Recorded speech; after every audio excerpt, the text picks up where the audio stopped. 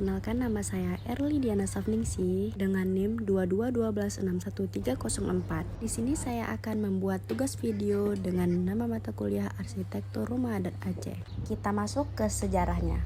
Rumah Aceh atau Rumah Adat Aceh memiliki sejarah yang panjang dan terkait erat dengan kehidupan sosial, budaya, dan keagamaan masyarakat Aceh. Rumah Aceh sudah ada sejak zaman Kesultanan Aceh Darussalam pada abad ke-16 dan menjadi tempat tinggal raja, bangsawan, dan masyarakat umum. Rumah ini bukan hanya sekedar tempat tinggal, tetapi juga simbol identitas budaya Aceh yang kaya akan nilai-nilai religius, kebersamaan, dan penghormatan terhadap alam. Kita masuk ke konsep bentuk dan ruang rumah Aceh. Rumah Aceh atau Rumah Adat Aceh memiliki konsep bentuk rumah panggung, yaitu rumah yang dibangun di atas tiang-tiang tinggi dengan jumlah tiang yang bervariasi sesuai dengan tipe rumah. Bentuk rumahnya persegi panjang dengan arah memanjang dari timur ke barat yang mempermudah menentukan arah kiblat. Rumah panggung. Rumah Aceh dibangun di atas tiang-tiang dengan tinggi tiang berkisar 2,5 sampai 3 meter dari permukaan tanah. Bentuk persegi panjang.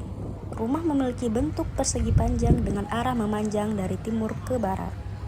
Jumlah tiang.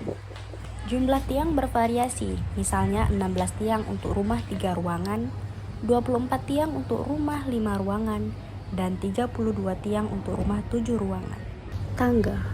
Rumah panggung memiliki tangga untuk menuju ke lantai atas, dan jumlah anak tangganya sengaja dibuat ganjil sesuai dengan kepercayaan adat Aceh.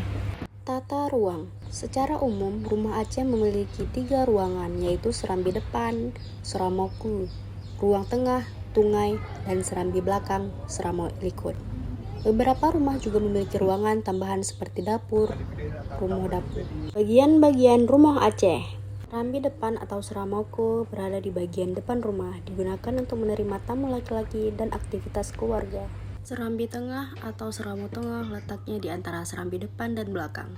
Merupakan ruang inti rumah dan biasanya digunakan untuk aktivitas keluarga, termasuk menerima tamu perempuan. Serambi belakang atau seramo likut berada di bagian belakang rumah, berfungsi sebagai dapur dan tempat memasak. Aspek kekuatan rumah Aceh. Rumah Aceh memiliki beberapa aspek kekuatan yang membuat unik dan bertahan lama. Kekuatan ini terletak pada desainnya, penggunaan bahan, dan filosofi di baliknya. Yang pertama ada desain rumah panggung dan kekuatan terhadap bencana. Rumah Aceh dibuat sebagai rumah panggung dengan tinggi sekitar 2,5 sampai 3 meter. Desain ini memiliki fungsi praktis untuk melindungi dari banjir, hewan buas, dan gangguan alam lainnya. Tiang-tiang yang terbuka juga memungkinkan air untuk mengalir dengan bebas, sehingga rumah aman dari kerusakan akibat banjir.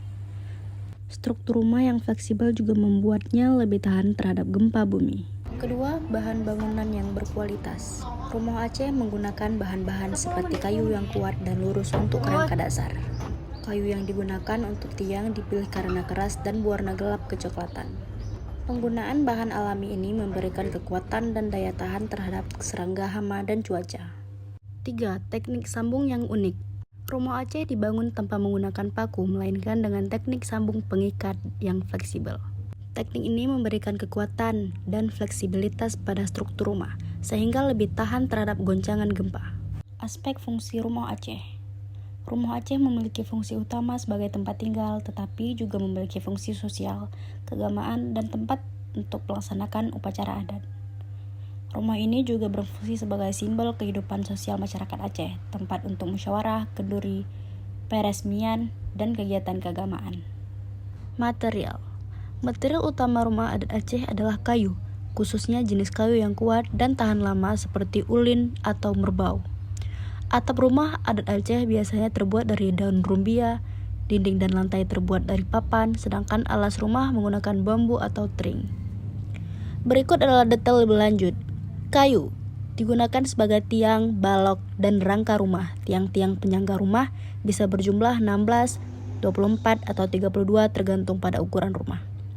Daun rumbia digunakan sebagai atap karena ringan, memberikan efek sejuk dan mudah dipotong jika terjadi kebakaran. Papan digunakan untuk dinding dan lantai rumah. Bambu atau tring digunakan sebagai alas rumah. Aspek keindahan rumah Aceh.